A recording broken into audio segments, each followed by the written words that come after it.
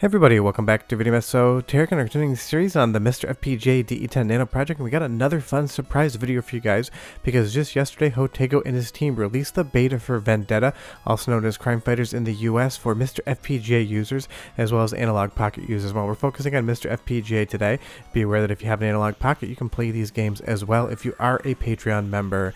And this is definitely one of Konami's best beat-em-ups of its era. Sure, we've gone through stuff like Teenage Mutant Ninja Turtles and The Simpsons, which are definitely much more well known and loved. Vendetta is just one of my personal favorites. This leads into so many other great games we can have on MiSTer as well, like I talked about in the Parodius Dav video. Honestly, Jotego is definitely hitting up Konami hard, and I can't wait to see what comes next. But let's talk about the game at hand, Vendetta. I'm going to be showing you both Vendetta as well as Crime Fighters, because they do have some fundamental differences, and you can decide which version you want to play. But the implementation here of this hardware is quite good, but it is not without its bugs, and they actually come later on in the game, and they're actually hilarious bugs. Nothing game breaking here whatsoever. You can enjoy this game from start to finish and actually get a good laugh at some of the visual bugs. But compared to Parodius Dav, the core that came before this, I would say this one feels more beta, at least in the visual department later on in the game. Not a strike against the core whatsoever. That's why they are released as betas and people get to test them and report bugs, and they are actually pretty hilarious, and I can't wait to show you in just a little bit. But honestly, Vendetta is just one of those classic Konami beat-em-ups, and they made so many incredible beat-em-ups back in the day. You pretty much can take your pick as to which one might be your favorite, and people would definitely agree with you. This kind of feels like an evolution of the Teenage Mutant Ninja Turtles formula, and it's definitely an evolution of the hardware, because Konami basically recycled so much between arcade boards. Even when they went to bespoke 3D hardware, which I own every single board of, you would see situations where 90% of the hardware would be the same, and they would change a chip or two out for a new platform. And that's why you're seeing this quick iteration on Konami, on Jotego's team, because so much of the hardware is shared between the boards, and they make slight changes or slight different hookups in the traces for those chips to do different things. But as far as what's here today on MiSTer FPGA, it is extremely good, and I'm sure it's just going to take one or two updates to the core to get it to be that arcade perfect FPGA core everyone loves and expects to have later on down the line. Now right now we are playing Vendetta, and I do want you to be aware that Vendetta and Crime Fighters, while 90% the same game, do have a lot of thematic content changes. There is censorship in the US version, so you get to decide which one you want to play. This is the Japanese version right here, and all of these enemies were pulled from the game and weirdly replaced with dogs and some other sprites. If this doesn't bother you whatsoever, definitely play Vendetta. If you don't like what you see, go ahead and play Crime Fighters, which you're watching now. But I just figured I'd let you know that there are two different versions of this game that will work within the core, and maybe if you've only ever played Crime Fighters, you won't realize Vendetta has different enemies, and if you've only ever played Vendetta, you might be wondering where those enemies went in Crime Fighters. Just pick whichever one works for you. It's still the same amazingly fun game. The content just shifts a little bit.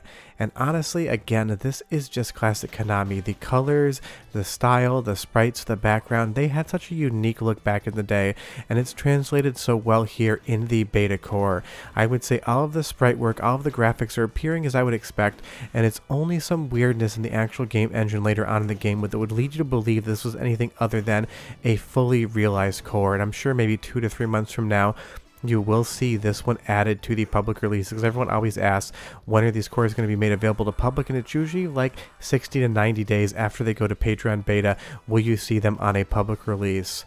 But again, this is just so much fun. I'm so happy to see all these new Konami games coming to MiSTer FPGA in 2024. Konami has always been my favorite arcade developer, although I do admit Sega games are definitely better. I've just always loved the Konami style and vibe, especially when we get to the 3D stuff. Things that would never show up on MiSTer FPGA. I played Crime Fighter a ton back in the day in arcades, and I do have an original Vendetta board in my closet that I may actually do some comparison tests once this core is 100% released. But it's a Konami arcade game, so you know it's got an incredible soundtrack that sounds really good here on MiSTer, so listen, and I'll be right back.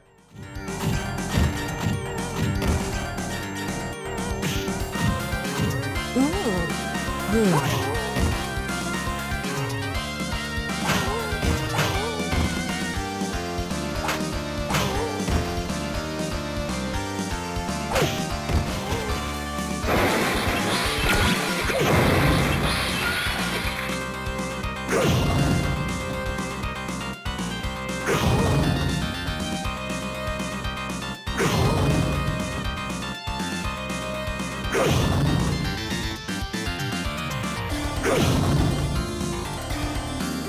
Music sounds really nice to my ears, but if you were comparing this to MAME right now, MAME is not going to have those graphical glitches, so this is definitely still something on a beta core that's going to be slightly less than the software emulation we have available. But once Jotego and his team button it up, I am sure it'll be one-to-one with what we currently have, and it will be FPGA cycle accurate. And that is the fun part. I do love seeing these beta cores, something like Nintendo 64 or Sega Saturn we can talk about a lot, but it's not that often on the arcade side that we can actually talk about the development process, so that is a lot of fun here. And as we move further on into the game, this just has so much charm and flair. Whether you're playing Vendetta or Crime Fighters, the different versions of the same game, I just love what Konami did here with all of the different environments. This blood red carpet here, these purple walls, the chandeliers hanging, and those pseudo lighting effects flickering on the wall. The world building and atmosphere in Vendetta is just one of my favorite things about the game.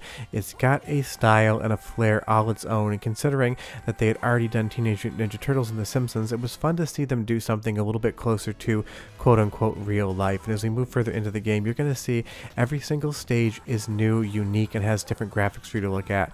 The only thing I really hate about any video game is when it lets me kick a dog. Sure, it's a badly trained dog and he's a bad guy, but I still never love doing that. But honestly, that may be my only complaint about Vendetta personally.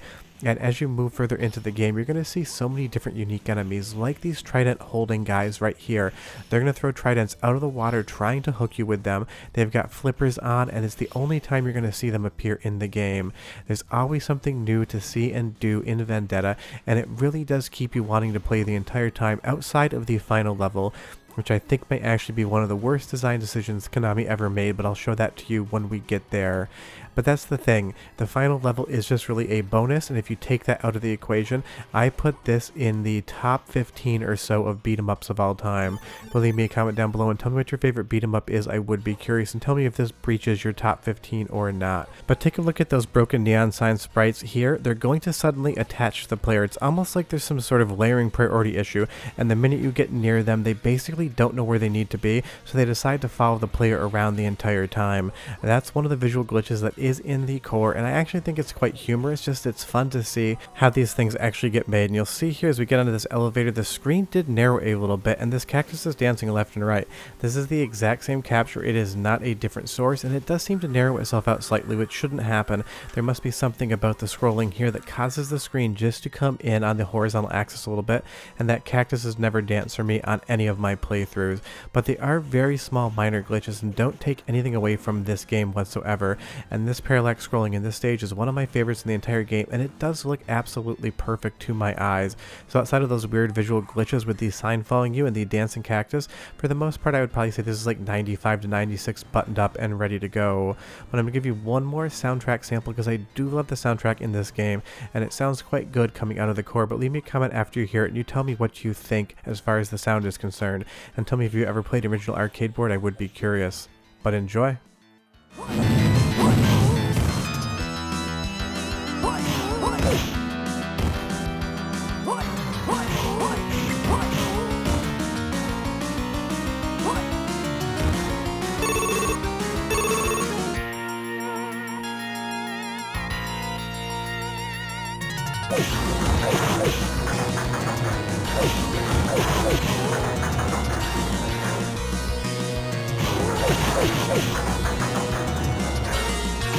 Sounds good and accurate to my ears, but honestly it's been about 18 months since I played Violent Storm, and I did that on my arcade board, and because it goes through a super gun with an analog source, it can definitely sound a little bit different depending on what sort of amp you have in the process and what speakers you're listening to them on.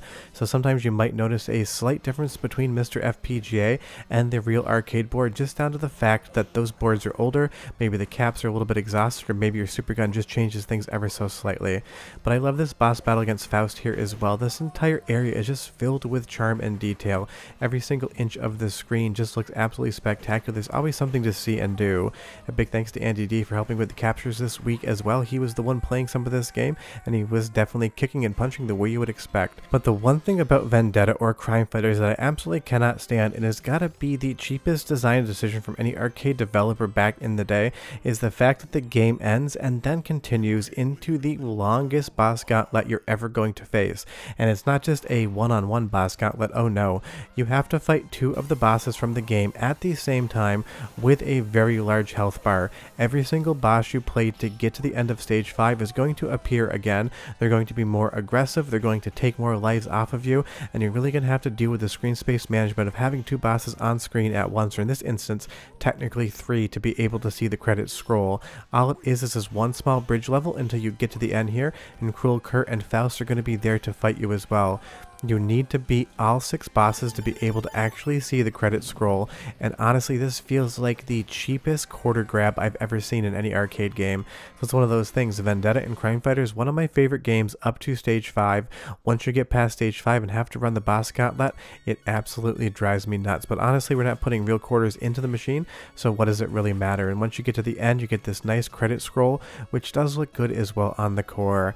But I am so excited to see what other Konami games are going to be coming to MiSTer FPGA this year, because there's so many incredible games developed by Konami, some of my favorites of all time, that I've been really hoping for and waiting to come to MiSTer FPGA, and 2024 seems like it is the year that that's going to happen. And leave me a comment down below and tell me the one Konami game you would love to see next, because for me it would be Violent Storm, but that's definitely going to be hardware beyond what we're looking at today. But go play Vendetta or Crime Fighters, it's here and it's amazing. Bye bye!